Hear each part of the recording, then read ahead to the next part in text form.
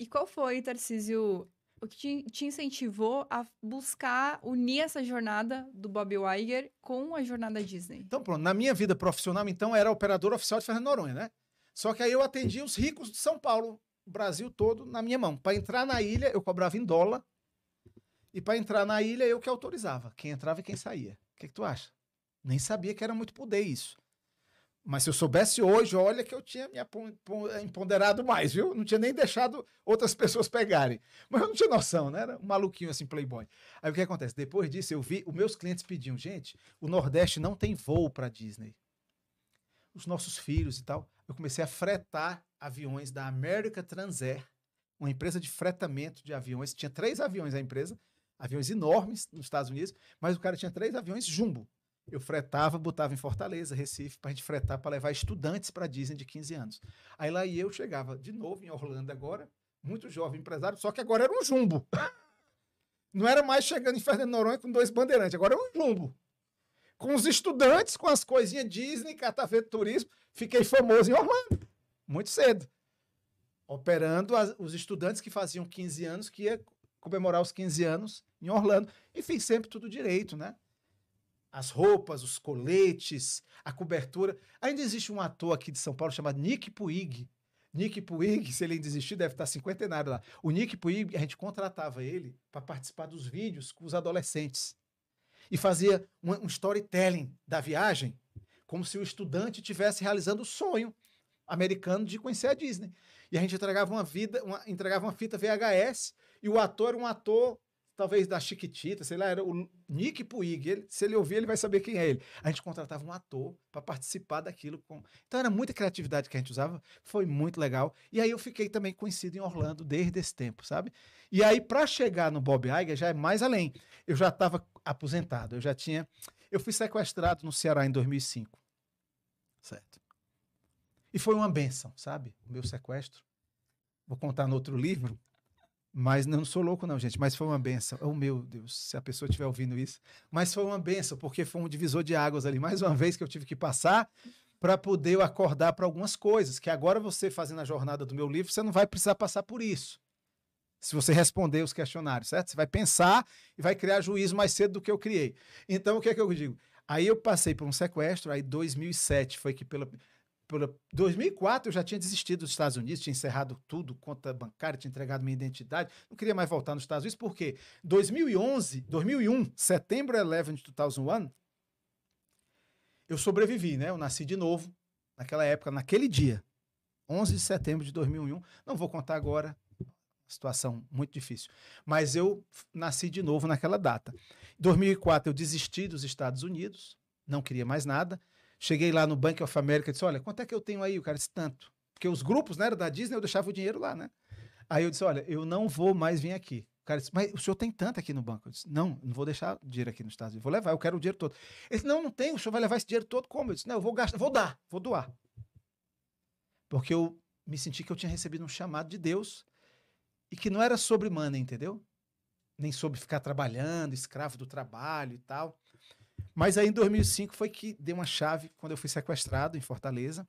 Nunca imaginei de passar por uma situação daquela, descendo de um próprio navio meu que ia para Fernando de Noronha, fui descer em Fortaleza, visitar, dar comida pro meu cachorro e me pegaram. E aí o que acontece? Eu entendi, dei o meu anel pro cidadão, o anel de Jesus, disse para ele que ia orar pela mãe dele, o sequestrador, aí ele disse que eu era louco, que eu como é que eu sabia que a mãe dele precisava? E ele me largou depois e ainda me devolveu tudo. Cartões de crédito, tudo ficou com $300, uma máquina digital e o meu anel de ouro. E um relógio. Eu sempre gostei de relógio e ele ficou com um relógio bonito. Mas me devolveu e aí eu achei mais uma vez. Aí eu entendi. Deus cuidou de minha vida toda, está cuidando até hoje. E aí me chamou para mais uma. E eu tenho que acordar para isso a partir de 2005. Aí 2007, dia 7/7/2007, eu me casei realmente. Uma coisa intimista. Também descobri que o casamento não era para mim, foi muito diferente do meu casamento. Foi para a glória de Deus e para as pessoas que estavam ouvindo. E aí, daí, um pouquinho ali mais, resolvi, estava muito cansado, eu tinha síndrome do pânico ali por causa de tudo aquilo, mas agora estava casado, vivendo uma vida mais normal, né? Família e tal. E aí, a minha esposa disse, não. Mas dentro do propósito, né? Talvez era. E aí tava, né? E aí o que acontece? Me chamou, não, vamos tirar um ano sabático. Vamos lá, em Orlando, ficar lá, naquela casinha lá e tal. E aí fui, e aí deu vontade. A minha mulher estava com uma certa dificuldade de engravidar, um tempo aí engravidou nos Estados Unidos, nasceu lá, a gente começou a achar que tinha algum chamado para ficar ali. E aí eu mesmo querendo estar aposentado, o que aconteceu? Os mentores antigos já do turismo de Orlando me viram. Eu tinha sido presidente do SCAL International, uma entidade do turismo que congrega os donos dos parques temáticos, os donos dos resorts, os donos das empresas de navios e as empresas de trens da Europa. E eu tinha sido o presidente mais novo do SCAL International. E eu tinha sido um presidente de uma entidade fundada em Paris em 1934. Então eu era bem importante para ter chegado naquele cargo de liderança. Conhecia gente na Inglaterra, chá com a rainha, a gente era convidado, quem era do SCAL. E aí o que acontece? Quando eu cheguei em Orlando, o presidente do SCAL era um ex-presidente da American Airlines. Aí ele me viu, o Tom, e ele me viu, me convidou para um jantar numa partida da NBA do Orlando Magic, lá na arena, lá em Orlando. Aí me chamou para esse jantar.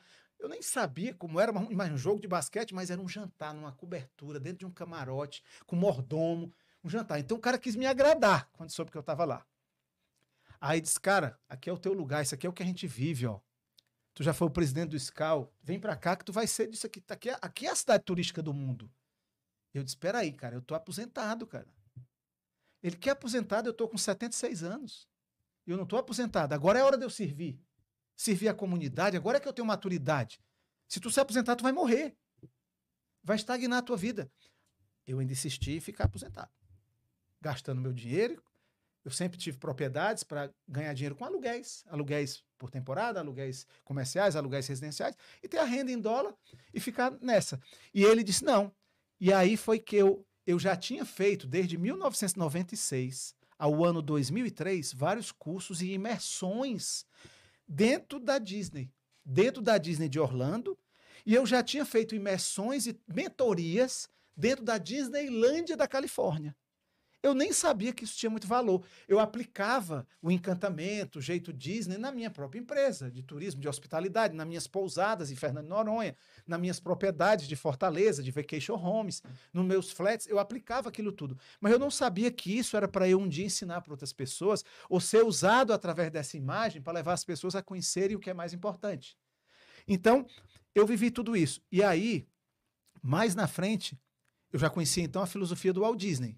Criar encantamento, experiências, atendimento espetacular, encantamento para clientes, funcionários, né? Que é o jeito Disney, que é aquela coisa. Mas o meu livro não é sobre o jeito Disney. O meu livro é só um capítulo que eu citei isso. O meu livro é para líderes. Encontrar o quê? Todos têm um chamado por um propósito. Tem um passo aí, uma jornada que a gente chama The Hero's Journey para seguir. Vai ter para todos. Aprenda logo sobre isso. Para sofrer menos. Não é sofrer menos, é para poder saber a porta da Alice que você deve tomar, certo? O caminho. E aí, deixar um legado. Todo mundo tem que deixar um legado. E aí foi que depois eu conheci. Aí foi quando eu comecei a entender quem era o Bob Iger. Bob Iger tinha começado, gente, como faz tudo do Frank Sinatra, Thomas. Ele era o produção. Sabe o que é produção? Aquela pessoa que faz produção? Carrega a mala, os equipamentos da banda, assiste ali o cara, né? Então ele era, em 1974, ele era o assistente de produção do Frank Sinatra. Em 1975, foi indicado para ele ir para a ABC, televisão dos Estados Unidos, e deram para ele o pior trabalho, produção. Preparar o estúdio, arrumar as câmeras, varrer. Certo? 1975.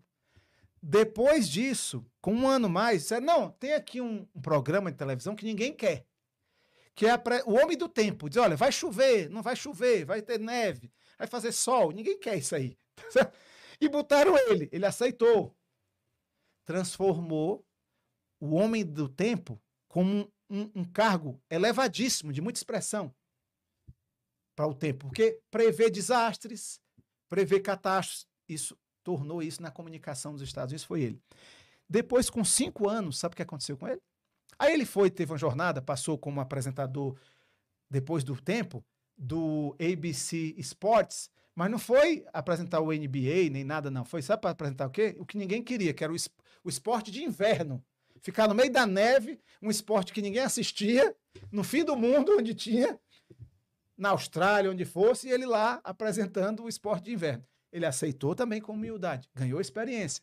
Chegou ao horário nobre, do jornal televisivo, horário nacional, chegou, com certeza. Mas dentro dos 5 anos da carreira da ABC, foi convidado para ser o presidente já. O ABC, da televisão.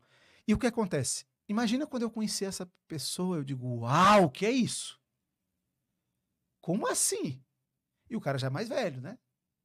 E na ativa. Aí a empresa foi vendida, a ABC Televisão foi vendida para o grupo Walt Disney Company, que a Disney não é só parque, né? É uma empresa, a maior empresa de comunicação e entretenimento do mundo, criação de storytelling, narrativas, e comprou o grupo que ele trabalhava. Aí tinha um diretor-presidente da Disney que conheceu ele. E aí ficou conhecendo ele de perto, criou um relacionamento. A Disney estava passando por um problema muito grande nos estúdios Disney, em Hollywood, na criação de filmes, que não dava nada certo à equipe. O Bob Iger teve uma ideia, que para resolver aquele problema, contrataram ele para ser o CEO, e ele, para resolver o problema, ele teve que comprar a Pixar. Só que como é que compra a Pixar? Você era do Ed Catmull com o Steve Jobs, os caras mais ricos do mundo. Como é que compra uma empresa? Que o cara criou a empresa, era dele, é a vida do cara, entendeu? A animação ali, Toy Story, né? Wall-E, de onde saiu esses filmes todos. Então, era o cara que sabia sobre a animação, né? A equipe da Pixar Animation. Ele conseguiu não só comprar a Pixar, depois conseguiu ser aceito pelo Steve Jobs como um grande amigo, e ele foi uma das primeiras pessoas que o Steve Jobs, mesmo depois que primeiro deram um diagnóstico que ele tinha sido curado do câncer, mas o Bob Iger foi a primeira pessoa que o cara fez tanta amizade com ele que chegou a abrir a vida dele, a primeira pessoa, para dizer que ele ia morrer em tantos anos porque o câncer tinha voltado. E que criou um vínculo de amizade com o cara, talvez até maior do que a própria família do Steve Jobs. Então, o papel do Bob Iger já não era mais CEO, presidente, expert de fazer fusões e aquisições, entendeu? Ele já era o cara que tinha alguma coisa diferente, né? De fazer as experiências memoráveis, as conexões.